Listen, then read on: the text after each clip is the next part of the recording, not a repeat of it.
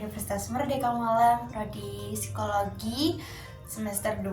Di sini saya akan membahas tema etika bermedia sosial dalam perspektif pendidikan agama Islam yang diampu oleh Bapak Mursyidul Azmi, SPD MPD.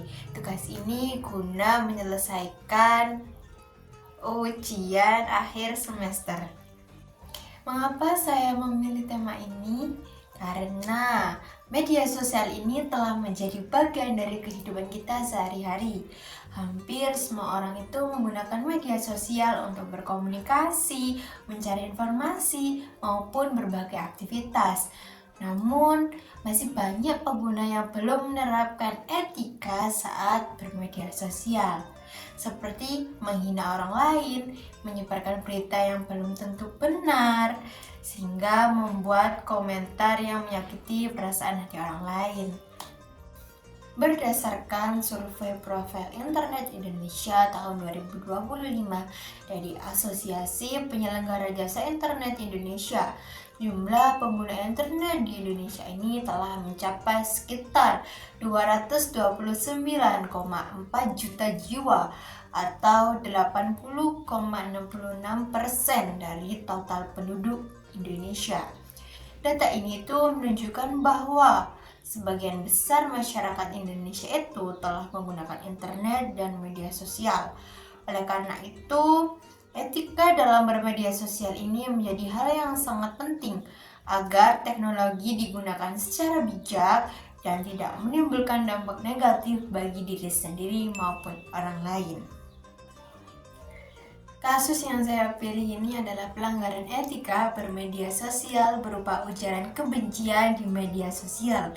Pada Desember tahun 2025 kemarin, seorang kreator konten berinisial MAFPN atau dikenal dengan nama Respom membuat siaran langsung yang berisi penghinaan terhadap masyarakat Sunda.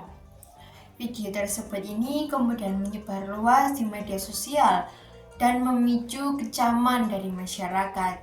Kasus ini akhirnya dilaporkan kepada pihak kepolisian dan diproses sesuai hukum yang berlaku. Mengapa kasus ini penting?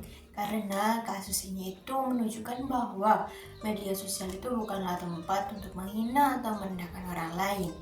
Setiap unggahan dan komentar itu dapat berdampak besar dan memicu konflik sosial, bahkan berujung pada proses hukum.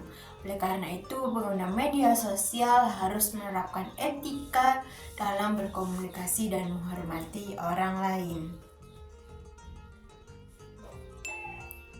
Setelah menjelaskan kasus tersebut ini, kita dapat mengaitkannya dengan Quran Surat Al-Hujurat ayat 6 tentang pentingnya memeriksa kebenaran atau informasi. Bisa disebut dengan tabayun. Quran Surat Al-Hujurat ayat 11-12 yang melarang menghina, mencela, mengolok-olok, dan menggunjing orang lain. Dalam hadis Rasulullah yang artinya, barang siapa beriman kepada Allah dan hari akhir, hendaklah ia berkata baik atau diam. Hadis riwayat Bukhari dan Muslim. Nah, kasus ini sangat sesuai dengan tema yang saya ambil, yaitu etika bermedia sosial, karena membahas perilaku pengguna media sosial yang tidak menjaga akhlak dalam berkomunikasi. Dan menurut saya ini ada beberapa faktor yang menyebabkan rendahnya etika dalam bermedia sosial.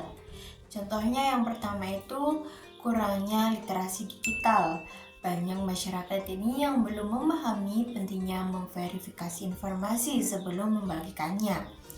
Yang kedua, keinginan untuk menjadi viral sehingga seseorang ini rela membuat konten atau komentar yang provokatif demi mendapatkan perhatian.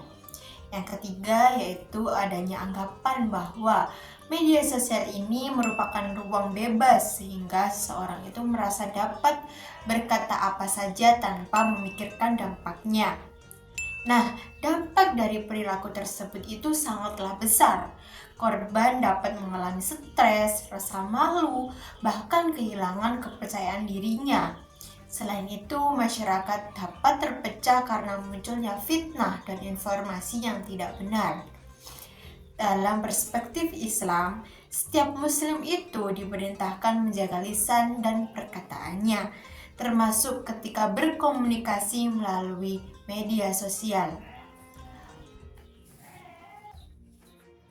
Dan menurut para ahli komunikasi digital, etika bermedia sosial ini berarti menggunakan media digital secara bertanggung jawab, menghormati hak orang lain, menjaga sopan santun, serta berpikir kritis sebelum menyampaikan informasi.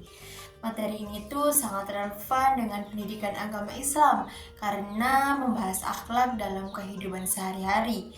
Walaupun komunikasi dilakukan melalui internet, seseorang muslim ini tetap diwajibkan menjaga akhlak, kejujuran, dan menghormati sesama.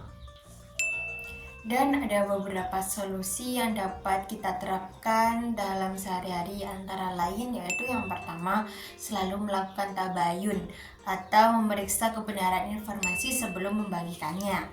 Yang kedua yaitu menggunakan bahasa yang sopan ketika berkomentar.